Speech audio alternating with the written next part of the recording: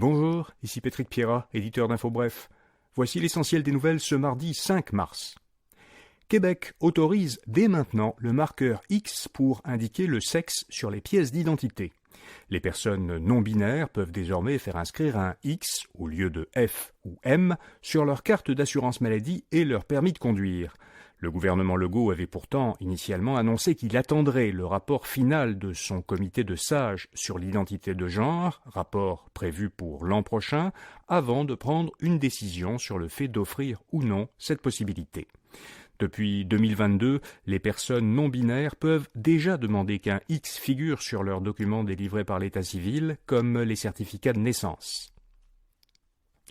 Le ministre de la Culture, Mathieu Lacombe, a annoncé que le gouvernement renonçait à créer les espaces bleus qui devaient constituer un réseau de 17 musées sur l'histoire du Québec. Ce projet d'espace bleu avait été annoncé par François Legault il y a 3 ans. Mathieu Lacombe explique que la hausse des coûts de construction rend beaucoup trop cher aujourd'hui l'installation d'un musée dans chaque région du Québec. Un seul musée, qui est déjà en chantier à Québec, est assuré d'être réalisé. Les partis d'opposition s'opposent à la révision de la carte électorale. Le Parti libéral, Québec solidaire et le Parti québécois demandent que la carte électorale ne soit pas révisée pour les élections de 2026, comme c'était prévu, mais plutôt pour les suivantes, celles de 2030. Ils souhaitent, d'ici 2030, modifier la loi électorale. La commission de la représentation électorale révise normalement la carte des circonscriptions toutes les 2 élections pour corriger les inégalités de représentation qui découlent de l'évolution démographique. Lors de sa dernière révision, la commission a proposé de supprimer une circonscription dans l'est de l'île de Montréal et une autre en Gaspésie. Elle créerait, pour les remplacer, une circonscription dans les Laurentides et une autre dans le centre du Québec. Aux États-Unis, la Cour suprême a jugé hier que les États américains ne peuvent pas décider unilatéralement d'exclure l'ancien président Donald Trump de la course à l'investiture républicaine, comme plusieurs États voulaient le faire. Une telle décision, a dit la Cour, serait du ressort du Congrès. C'est aujourd'hui le Super Tuesday, une quinzaine d'États organisent des primaires simultanément, y compris le Colorado, qui avait décidé justement d'exclure Trump en raison de son rôle dans l'assaut du Capitole du 6 janvier 2021.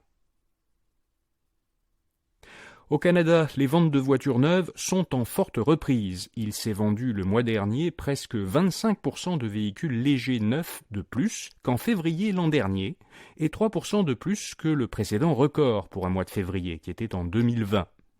En rythme annualisé, les ventes du mois dernier ont atteint 2,1 millions d'unités. C'était le nombre annualisé de ventes le plus élevé depuis janvier 2018. The Body Shop éliminera 200 emplois au Canada. La branche canadienne de la chaîne britannique de magasins de produits cosmétiques, The Body Shop, s'est placée sous la protection de la loi sur la faillite. La société, qui exploite notamment un magasin à Montréal, va fermer le tiers de ses magasins canadiens, cesser ses activités de commerce en ligne et licencier environ 200 personnes. L'Union européenne condamne Apple à payer une amende de 2,7 milliards de dollars pour avoir abusé de la position dominante de son magasin d'applications, le App Store, en ce qui concerne la distribution d'applications de diffusion musicale.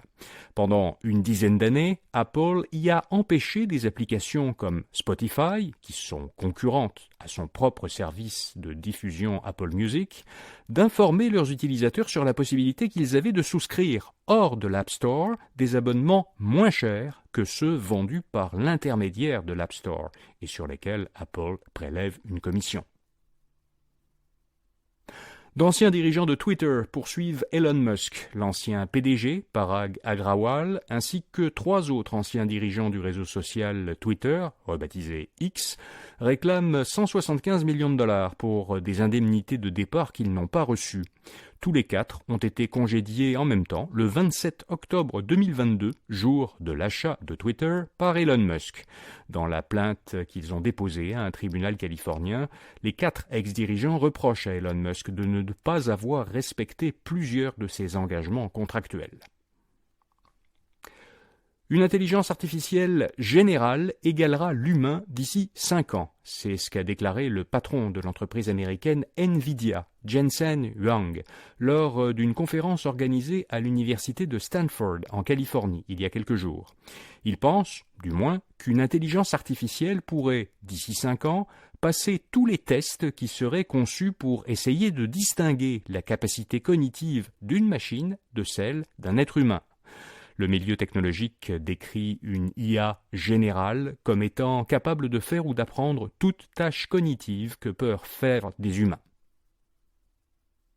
Et puis Dune, deuxième partie, réalise le meilleur démarrage de l'année.